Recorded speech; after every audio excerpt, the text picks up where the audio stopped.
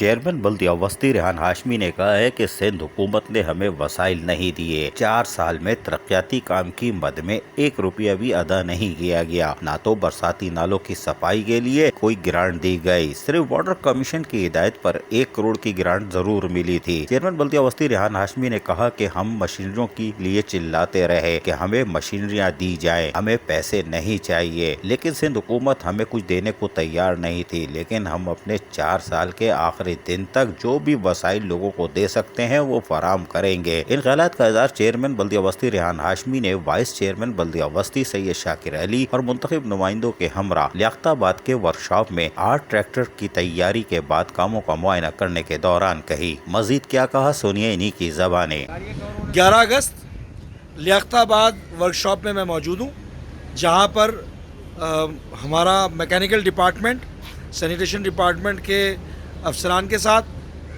Vice chairman سید شاکر علی بھائی، you C chairman ہمارے شہزور بھائی اور دیگر تمام لوگ موجود ہیں۔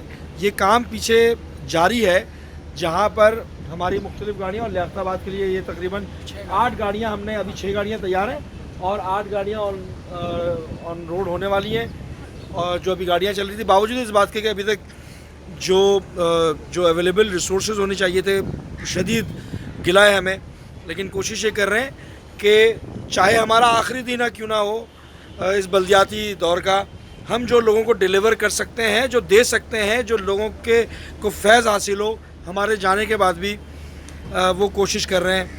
ایم کیو ایم پاکستان زندہ باد۔ یہ بات بالکل درست ہے، چیئرمین بلدیہ وسطی ریحان ہاشمی صحیح کہہ رہے ہیں، کیونکہ نو منتخب چیئرمین وائس چیئرمین نے جب حلف اٹھایا تھا تو ان کو کلٹس گاڑیاں دی گئی تھیں، سیوک سینٹر میں باقاعدہ تقریب کی گئی تھی، لیکن وائس چیئرمین بلدیہ وسطی نے وہاں شدید احتجاج کیا تھا کہ ایک تو لوکل گورنمنٹ ایکٹ کے تحت اختیارات نہیں، اور اس کے بعد ہمیں یہ گاڑیاں دی جا رہی ہیں، ہمیں گاڑیاں نہیں مشینریاں دی جائے تاکہ ہم شہر کی خدمت کر سکیں۔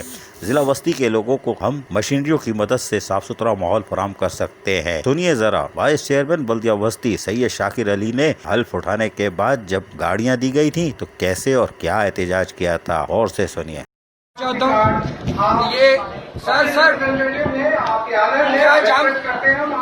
کیا جام خان شورو صاحب کو گاڑی الاٹ کرتے ہیں ان سے آئی ڈی کارڈ لیا گیا تھا؟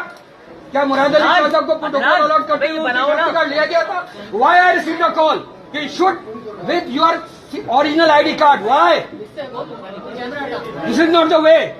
This is not on. Bureaucracy جمہوری نمائندوں کی تذلیل کرنے کا عمل بند کرے۔ یہ گاڑی مجھے پرسنل نہیں دے رہے۔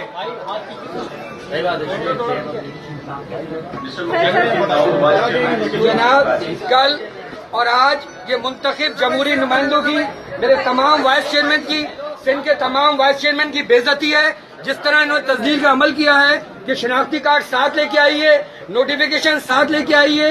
میں خود بھی منسٹر رہا ہوں، جب بھی سرکاری طور پر گاڑی الاٹ کی جاتی ہے تو ڈپارٹمنٹ کے حوالے کر دی جاتی ہے، پر انہوں نے یہ عمل کیا، یہ تسجیل کی، یہ غلط ہے، یہ انداز غلط ہے۔ نمبر 1۔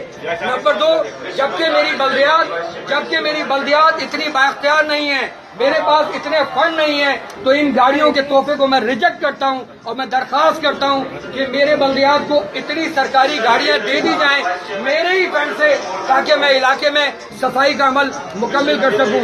بہت شکریہ جی، تھینک یو۔ سید شاکر علی نے 4 سال پہلے مشینریاں مانگی تھیں، لیکن سندھ حکومت نے نہیں دی، اور وہ دینی بھی نہیں تھی کیونکہ جلوس نکالنا تھا۔ جلوس نکل گیا، رہی صحیح کسر سپریم کورٹ آف پاکستان نے نکالی، لیکن اب یقیناً لوکل گورنمنٹ ایکٹ 2013 کی جگہ کچھ اور ہوگا، 140A بھی نصیب ہوگا، اس شہر میں کام ہوگا۔ عزیز عارف، KBS بلدیاتی نیوز، کراچی۔